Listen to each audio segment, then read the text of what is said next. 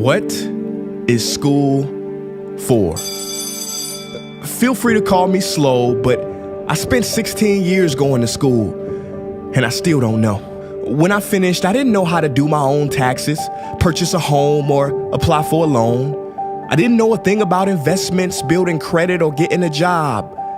I graduated at the top of my class, and what did I have? This fancy diploma to sit at home with my mom.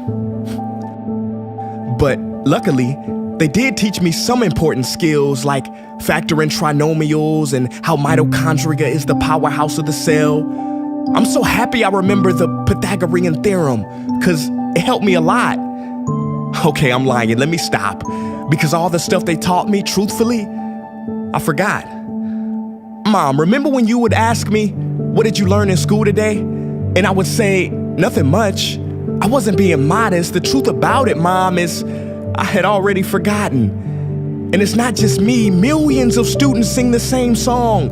How many of you guys avoid eye contact with the teacher to try not to get caught upon? Afraid to raise your hand for fear of being wrong, which proves that school isn't an environment for learning or building up the intellect. It's just a game you play for grades and how many A's you can collect. But I guess what do you expect when the most commonly asked question in class is this gonna be on the test? Is this gonna be on the test? See, if school put learning instead of testing and memorizing as the top standard, then the letter F would not stand for failure. It would stand for find another answer. And if school was really interested in our personal and academic success, students would wake up later, have more freedom, and homework a lot less. And that's not my opinion. This conclusion has been scientifically tested and proven. And any teacher that doesn't believe me, feel free to check my works cited page to inspect. Oh, and I did it in MLA format because I know that's all you will accept. See, students would get more benefit from an extra hour of sleep than putting them through the torture of an extra essay, reading 150 pages, doing problems 1 through 60 on the worksheet, and having 3 projects due by the end of the week. Not only is it pointless pain, but it's also dim-witted, because we get so much work, but they don't teach the time management skills to deal with it. See, in school, we are controlled by bells. We have to learn in rooms with the feng shui of a prison cell. We have to ask permission to relieve bodily functions, but not before the teacher asks a million questions like, why didn't you go before class? I'm sorry, my bladder is kind of on its own schedule and it's not always timely. See, teachers always say, use your time wisely. But that never made sense to me. Because these 6 cruel hours of our lives we call school might literally be the worst use of time management ever in history. Think about it, the traditional teaching method is foolish. No, it's useless, multiplied by the square root of stupid. What they do is they cram information in your head, force feeding you, and then you throw it up on the test. That's not education, that's bulimia. And the more bulimic you are, the better you will do on their assessments. So it's no wonder why so many students graduate mentally and emotionally anorexic. See, school teaches you how to memorize dots. True education should teach you how to connect them. True education teaches you how to catch a fish. School teaches you, yeah, you caught the fish, but you didn't show your work, so it doesn't count. Throw it back. I'm just asking, what is school for? It's not education, that's just not true. If you still think that, you might be sniffing glue. See, the word education comes from the Latin root educe, meaning bring out, i.e. bring the gifts out of a person and make them viable. But school doesn't bring out much, it just stuffs more facts inside of you. Now some of that stuff is justifiable. We need reading, writing, and some arithmetic, that's fair. But are you telling me metamorphic and igneous rocks are more important than self-care? If suicide is the 3rd leading cause of death of ages 10 to 24, and Harvard studies suggest the biggest predictor for success is self-control and emotional health, then why the heck aren't we taught how to handle stress, bullies, or rejection? How about anxiety or depression? You know, skills we need for our entire lives. Bro, I don't even know how to cook. I'm honestly surprised I'm still alive. But hey, at least I can name all the battles that happened in the Civil War. Seriously, what is school for?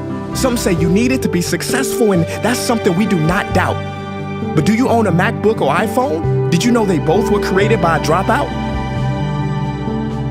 Are you watching this video on Facebook or YouTube? Doesn't matter which you choose. They both were created by dropouts. Ever use Snapchat, WhatsApp, shopped at Whole Foods? Well, thank a dropout. Does your home furniture come from IKEA? Okay, don't get the wrong idea. He was not a dropout. Don't be a fool. I mean, how could he drop out?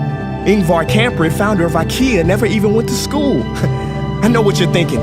He's just picking and choosing. There's millions who didn't go to school that aren't successful. Who is he fooling? And you're right. But open your history books and start perusing. You'll find the very people we idolize in school never really had formal and/or secondary schooling. I'm talking George Washington, Abe Lincoln. America's best presidents had zero school between them. Ben Franklin, Thomas Edison, shall I proceed? Ernest Hemingway, Mark Twain, Teddy Roosevelt, Margaret Mead. Now please, I'm not saying drop out, because some schools are great and many teachers are rare treasures. I'm saying that there's a difference between people who are smart and people who score better. I'm saying that your future is something that no test will ever measure. Even if that test begins in 3 letters like SAT, ACT, it's BS if they say those determine your LIFE. No, your destiny is in your hands. You must shape it to be great. So don't expect school to open doors, because it's more likely to slam them in your face. Sometimes I wonder about all the dreams lost in school and how much potential goes to waste. If it wasn't for music and YouTube, then I would have been just another lost case. Everybody watching this, please, close your eyes.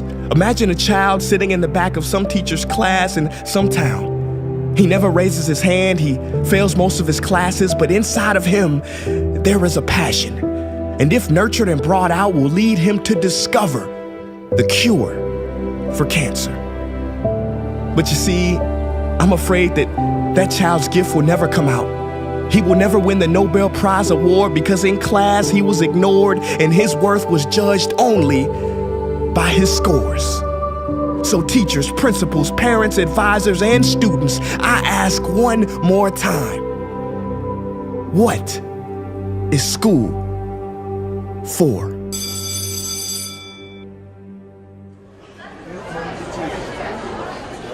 Hey guys, what's up? My name is Prince EA, and I want to thank you for watching that video. And now I just have one question left. What is school for?